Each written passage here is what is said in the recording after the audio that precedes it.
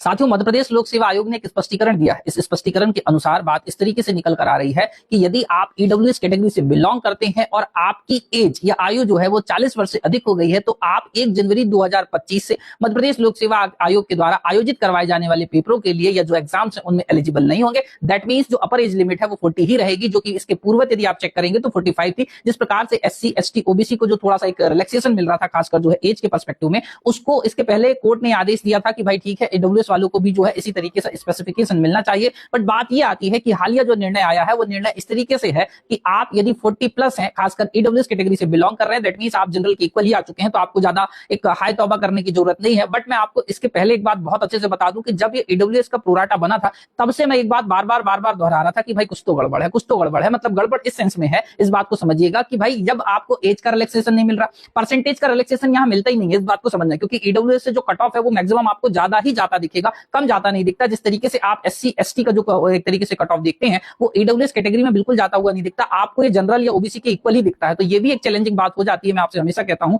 कि इस कैटेगरी को जिस अकॉर्डिंग तैयार करा गया था उस अकॉर्डिंग इसका लाभ तो मुझे नहीं मिलता हुआ दिखता। आपकी क्या राय है, आपको ये जरूर बताना है। बट बाकी अन्य डिटेल्स मैं आपको नेक्स्ट वीडियो में बता रहा हूं, उसको आप चेक।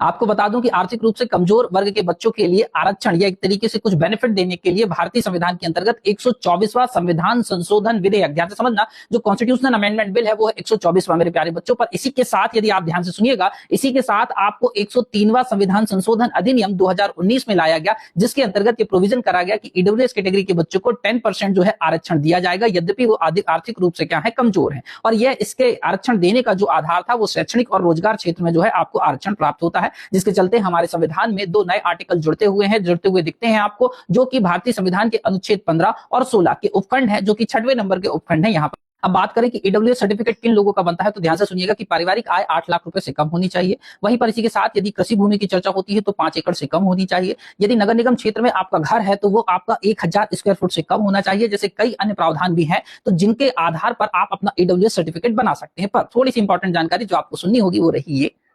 देखिए, प्रश्न उचित तरीके से ये रहता है कि यदि मान के चलिए ईडब्ल्यूएस कैटेगरी के बच्चों को फायदा उठाने का या फायदा दिलाने का जो प्रोविजन करा गया था, तो उसके लिए एज बार भी वैसा ही होना चाहिए जैसे आप अन कैटेगरी वाइज जो दे रहे हैं। दैट मींस आप SC ST और OBC की जो एज रिलैक्सेशन दे रहे हैं, वही रिलैक्सेशन एटलीस्ट आपको ईडब्ल्यूएस कैटेगरी के बच्चों को जो है दिया जाना चाहिए। अन्यथा इस कैटेगरी को बनाए जाने का कोई प्रॉपर औचित्य तो दिखता नहीं है कि कुछ विशेष आपको मिल रहा है। क्योंकि मैंने आपको फिर से बोला है कि जो परसेंटेज वाइज जब आप चेक करेंगे ना, तो परसेंटेज वाइज आपको इतना रिलैक्सेशन इस पर है ही नहीं जितना SC ST के बच्चों को है। तो वही प्रोविजन होता है कि फिर आर्थिक रूप से कमजोर वर्ग के बच्चों के लिए ये जो प्रोविजन बनाया गया था, इसका औचित्य क्या होता है, ये प्रश्न बिल्कुल लाजमी है। आई होप आप इस बात को समझें।